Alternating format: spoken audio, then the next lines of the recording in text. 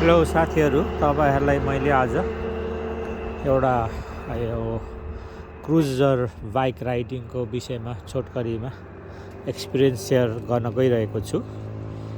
मैले चाहिँ विगत 31 वर्ष 2050 सालदेखि बाइक कुदाउन थालेको र धेरैवटा बाइक पनि चढिसकेँ र म चाहिँ क्रुज बाइक चढ्न मन पराउँछु र मलाई अन्य बाइकको बारे त्यति धेरै जानकारी पनि छैन।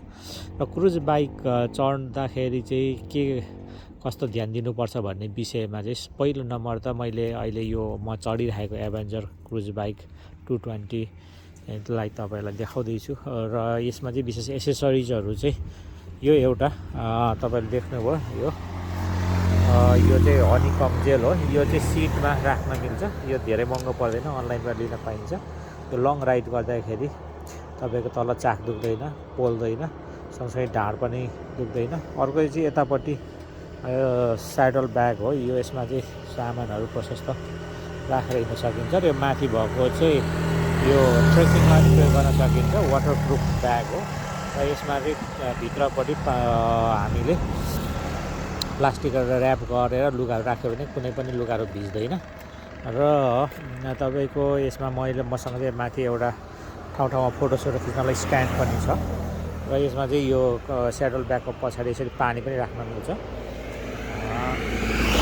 भने अब अगाडिपट्टिको ह्यान्डल र को कस्तो पोजिसन हुनुपर्छ भने यो ऐना पनि मैले चेन्ज गरेको। यो पहिला यसको अगाडिको ऐना थियो, अहिले चाहिँ यता मैले पछाडिपट्टि सजिलै हेर्न मिल्ने खालको ऐना बनाएको छु। र यो सँगसँगै तपाईँहरूलाई अब म आफै पनि यहाँ यो जुन वाटरप्रुफ रेनकोट टाइपको यो मेरो चाहिँ ज्याकेट हो। यो विन्डप्रुफ पनि हो र यसले डस्ट प्रुफ पनि गर्छ। जरुरी छ भने जुत्ता चाहिँ मैले वाटरप्रुफ नै लगाइरहेको छु। यो ला स्पोर्टिभाको यो चाहिँ ट्रेकिङ पनि गर्न मिल्छ र यो बाइकमा राइड गर्न पनि मिल्छ। सामान्य पानीले केही पनि हुँदैन। यो करिब 30,000 जति पर्छ यो जुत्ताको। यो चाहिँ किन लगाइन्छ भन्दाखेरि क्रुज राइडिङ गर्दाखेरि बेला बेलामा हामी ट्रेकिङ पनि गर्न सक्छौँ। जस्तो बाइक राखेर टुरिज्म डेस्टिनेसनहरू नजिक भेट्यो भने हिँड्न पनि पर्छ। त्यसो हुँदाखेरि यस्तो जुत्ताहरू हाम्रो लागि उपयुक्त हुन्छ। र यो भित्रपट्टि चाहिँ मैले यस्तो फर भएको यो ट्राउजर लगाइरहेको छु। ट्रेकिङ ट्राउजरै हो, यो तातो हुन्छ। र यसको बाहिरपट्टि चाहिँ मैले चाहिँ यो विन्डप्रुफ वाटरप्रुफ लगाएको छु। यसले चाहिँ हावा पनि छेक्छ, सँगसँगै पानी पनि छेक्छ। अब मैले चाहिँ यसरी हिँड्दाखेरि आफै चिया बोकेर हिँड्छु। तातो पानी बिहान चिया ग्रिन टीलाई भिजाइ राखेर हिँड्यो भने जुन बेला पनि तातो पानी झिकेर खान मिल्छ। र तपाईँहरूलाई चाहिँ मैले यस्तो आफूलाई चाहिने खानेकुराहरू ज्याकेटहरू चाहिँ के कस्तो चाहिन्छ त्यो अनुसारले तपाईँहरूले गर्न सक्नुहुन्छ।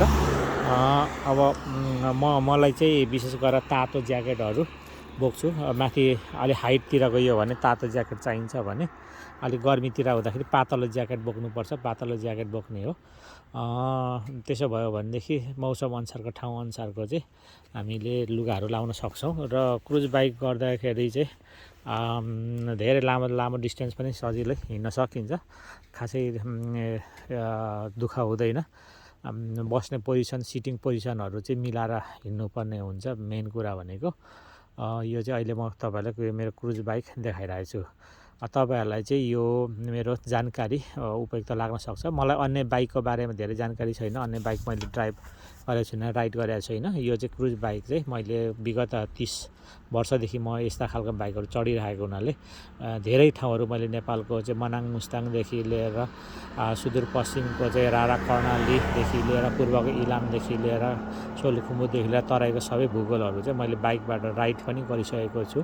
र पहिला मैले 18 दिनको मेरो मिसेससँग मैले बाइक राइड पनि गरेर पश्चिमतिर घुमेको थिएँ। त्यसो हुँदाखेरि मैले थुप्रै एक्सपिरियन्सहरू बटुलेँ। र यो चाहिँ मेरो बाइक चाहिँ ट्युबलेस छैन।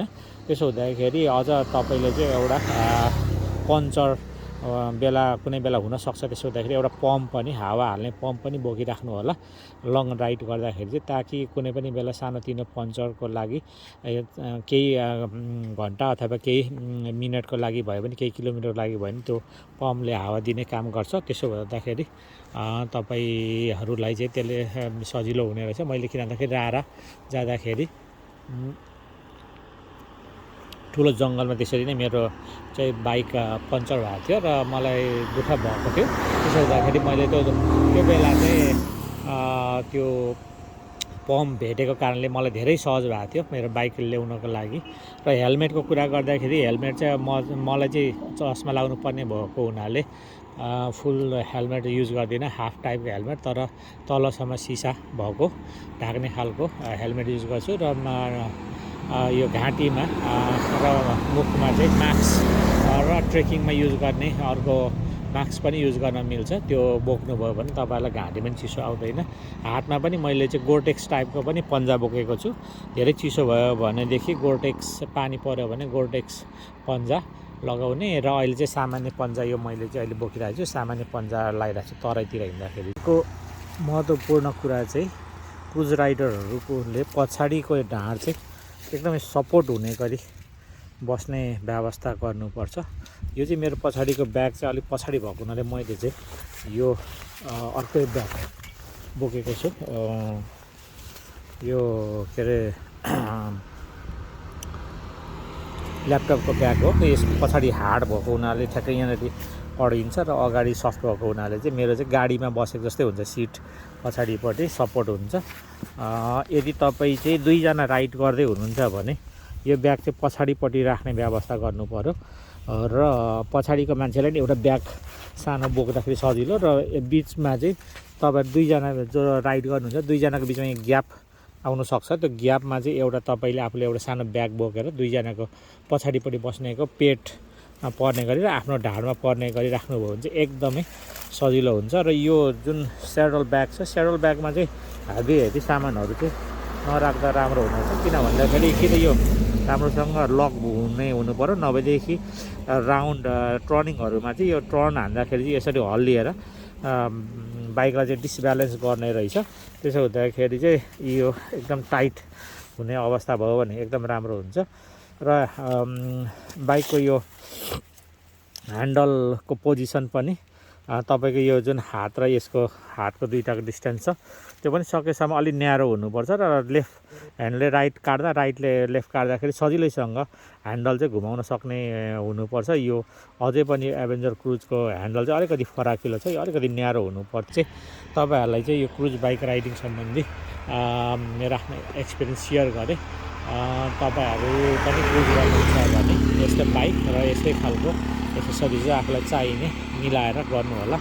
मेरो भिडियो कस्तो लाग्यो तपाईँहरूले हेरेर प्रतिक्रिया दिनु होला। धन्यवाद।